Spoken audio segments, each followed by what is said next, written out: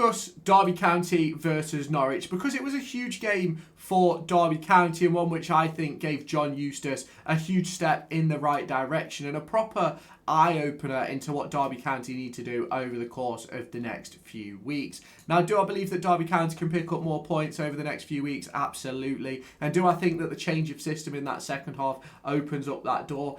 Absolutely. Now, obviously, you can let me know your thoughts on this down in the comments, but let me know your thoughts. Hit that like button, hit that subscribe button, and turn on the notification bell. Let's get into it. Now, Derby County made a huge change at half-time, bringing off Ryan Brewster for Sondre Langas and going to a 3-4-3 setup. A setup which ultimately is one that Derby County have used time and time again over the course of the last few weeks. And not necessarily the last few weeks, the last few years, really. With Paul Warne ran this setup in League One with James Collins, Max Bird, and Mendes Langby in the front three. He also tried it last season when Paul Warne was here.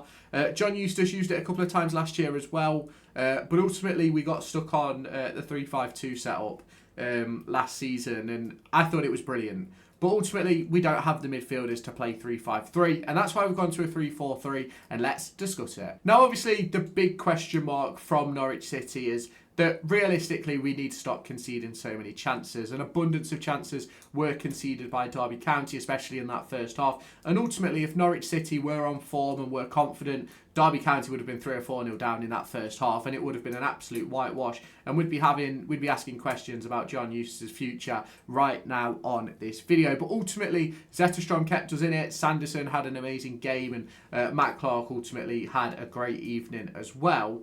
But it's one of those for me where we've really got to discuss sort of where we go from here and how the changes which we saw on Tuesday could impact Derby County going forward. Now, I personally believe Derby County recruited for a back three anyway, if I am completely honest. I think if you look at the players that we bought in, you look at a Brereton Diaz, you look at a Ryan Brewster, you look at a Bobby Clark, for me, they're all sort of like number 10s or 9.5s, however you want to classify them. They're not quite strikers, but they're not quite number 10s. And I think Bobby Clark is probably more of a 8.5, where he can definitely play deeper, but ultimately is better in that forward role with a little bit of a free role. Now, for me, I believe this move to a 3-4-3 is going to completely change Derby County's season if we continue to play like this. I think the big question mark over Saturday is who's going to replace Adams. But we spoke about that in this morning's video discussing Derby County versus QPR. And I ultimately think it's going to be a huge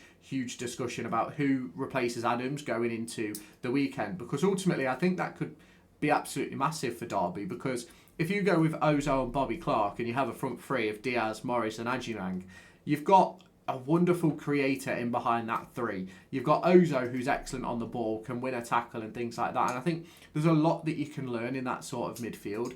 Now, ultimately, the big question is going to be, can Langas play Saturday, Tuesday up until the international break? Does he have the legs to do it? I think he has the legs, but does he have the fitness right now? Because obviously we play on Saturday.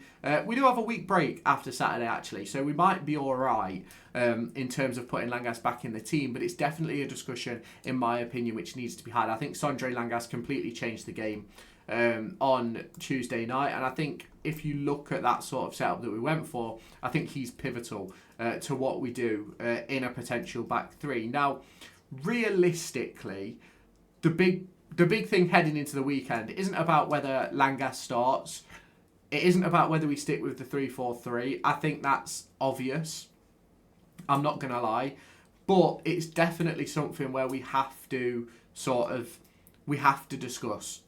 And I think that all of these changes that we made heading into that game, I think it's now time to notice that quartet up front of Diaz, Morris, Ajimang and one more ultimately doesn't quite work for Derby County, playing like essentially a 4-2-4. You've got 4 strikers on the pitch and 2 midfielders. It doesn't work, and we get overran a little bit. And ultimately, I think that could be the same on Saturday, without having Adams in the midfield, with having no Lewis Travis, no Liam Thompson. But ultimately, there's nothing we can do about that, and it is a next man up scenario. But I think we've got to discuss how those changes made Derby County win the game. Now, a couple of days ago, maybe yesterday or the day before, I did discuss the stats a little bit about Derby County versus Norwich. But if we take a deeper look into the first half, Derby County had 3 shots. None of them were on target. I think all 3 of them were blocked. No, 2 was blocked, 1 was missed. Whereas Norwich City had 10 shots, 2 on target, and 1 big chance. Now, in my personal opinion, they should have been 3 or 4-0 up. I think Jakub Zetterstrom was outrageously good last night, as I'm recording this video. He was hugely important for Derby, and we gave away 9 corners in that first half. Norwich made 296 passes to our 99, and ultimately it looked as if it was heading one way. And if you follow me on Twitter or anything like that, you will have seen sort of how I was feeling about the game, and I genuinely was surprised when not one, Brereton Diaz came out at half time, and 2, so did John Eustace, because ultimately we was absolutely diabolical. But going into the second half, Derby County were much better. Now, we didn't make many more passes, but ultimately we had better expected goals, better shots on target and all things like that. Created some huge chances as well. And ultimately we could have then scored 3 or 4 goals in that second half. And the problem is, if we'd have scored 3 or 4 goals, brilliant. But what I think is key to note is that we don't sort of go above base with this result. We've got to acknowledge the fact for what it is.